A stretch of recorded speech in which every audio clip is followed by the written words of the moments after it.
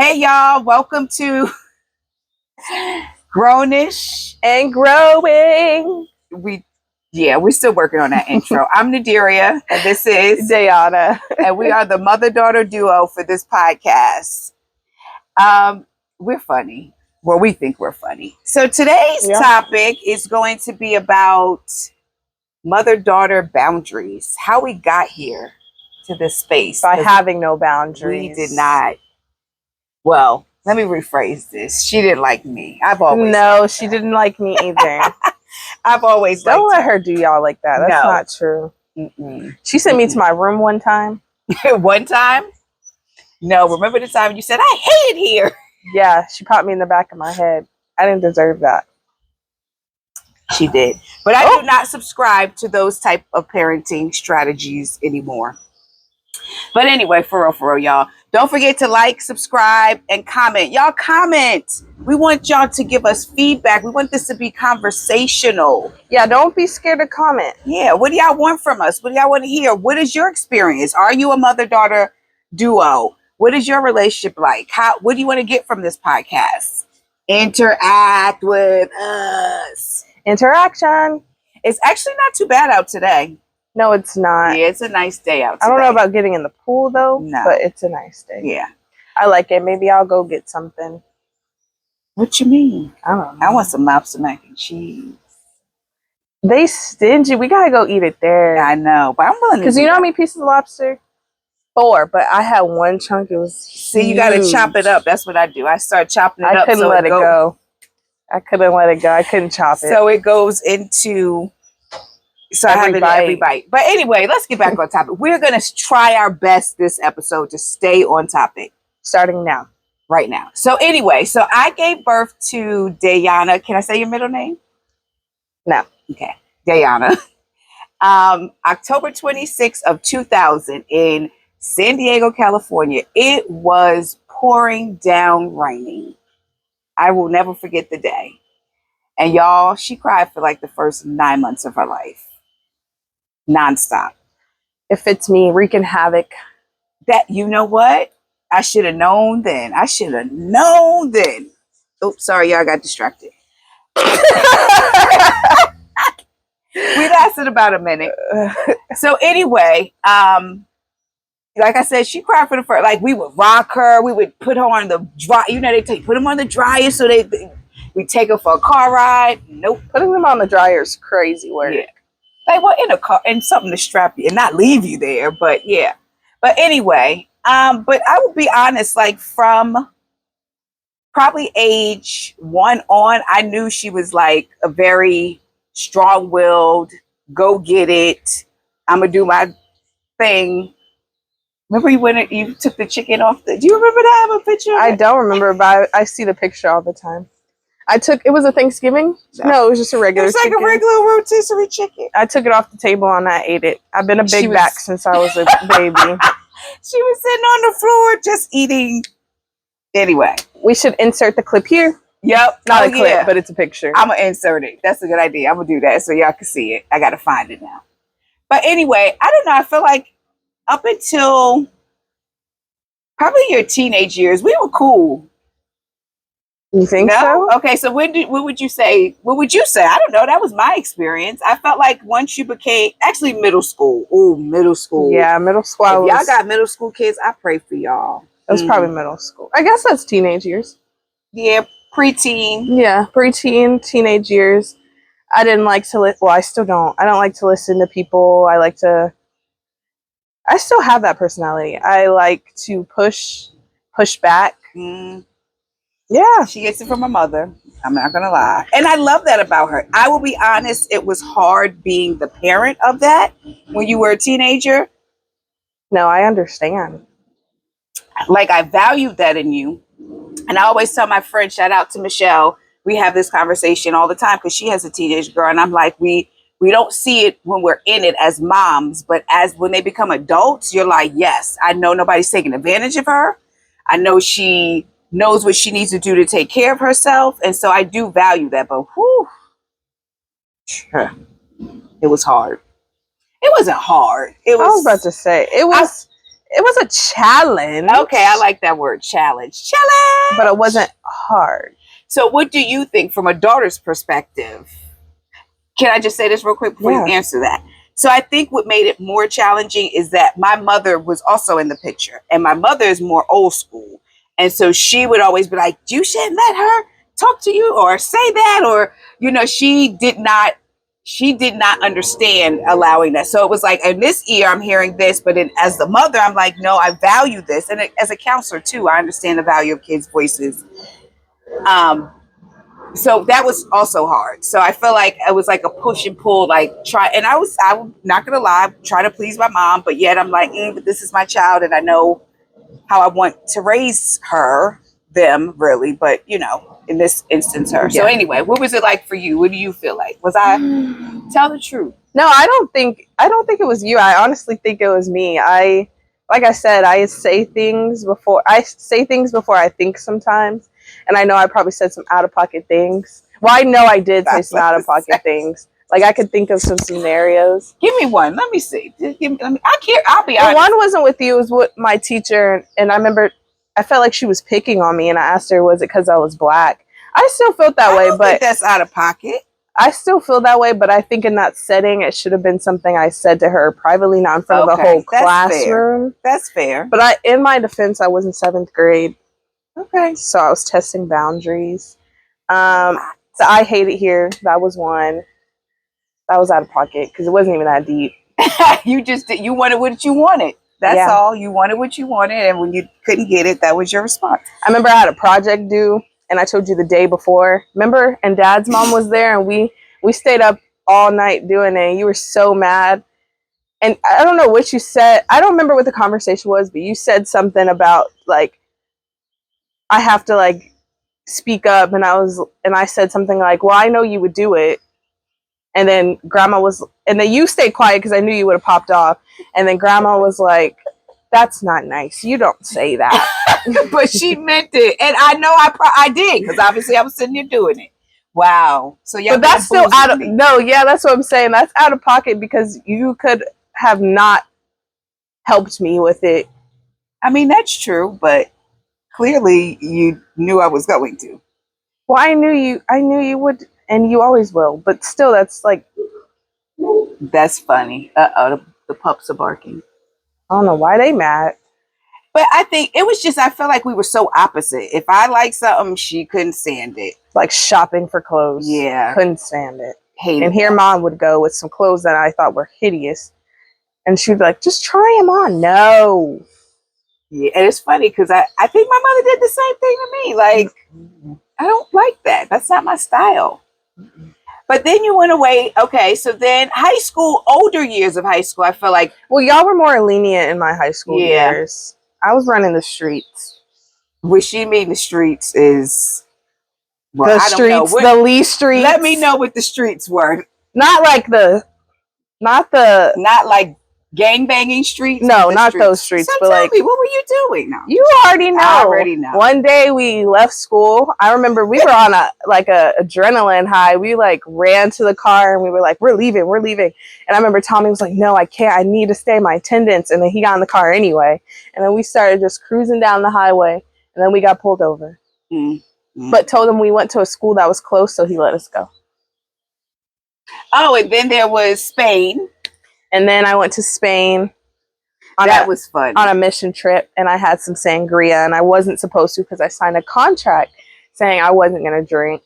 But listen, guys, I was with 2 other friends. They ordered the drinks, and I was like, I thought in my head I wouldn't get in trouble if I didn't order the drink. But I did. Logical. It was logical. It's logical. And so I took a sip, and then I realized I don't like sangria, but I got in trouble anyway, so it was like, dang. So this is how it goes. I get a call from her then ambassador, I guess he would be called, letting me. I must have missed the call because I didn't hear the message. I didn't know about it. Then I get a call from her saying, "Oh, Mr. Such and Such is going to be calling you, but he's calling all parents."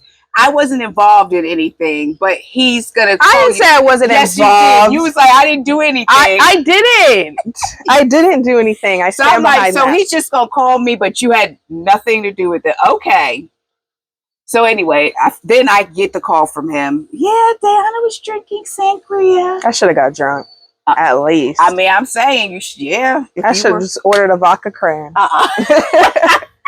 Oh goodness. But honestly, if I have to look at the things that you like, the typical things, like that's it. I can't say I was legal drinking age there, but I still signed a contract. Yeah, that I broke. And they were very threatened clear to send me back on a plane. So I said, "Do it." Her consequence was she had to pay us what it would have cost a plane ticket, and don't mess with her money. But I did it. You did, but I'm saying, like, we knew that was the only thing, because nothing else staying in your room, that wasn't a punishment. Like, taking my phone, I would have been acting a fool up in my room. You would know. I would have been like, oh, you mean, okay. I would have found something to do. Yeah, that's why I said that. I thought you meant like acting a fool, like crashing out because you didn't have your phone. I'm like, oh, you no. weren't into your phone like that. No. And I had like so many other devices.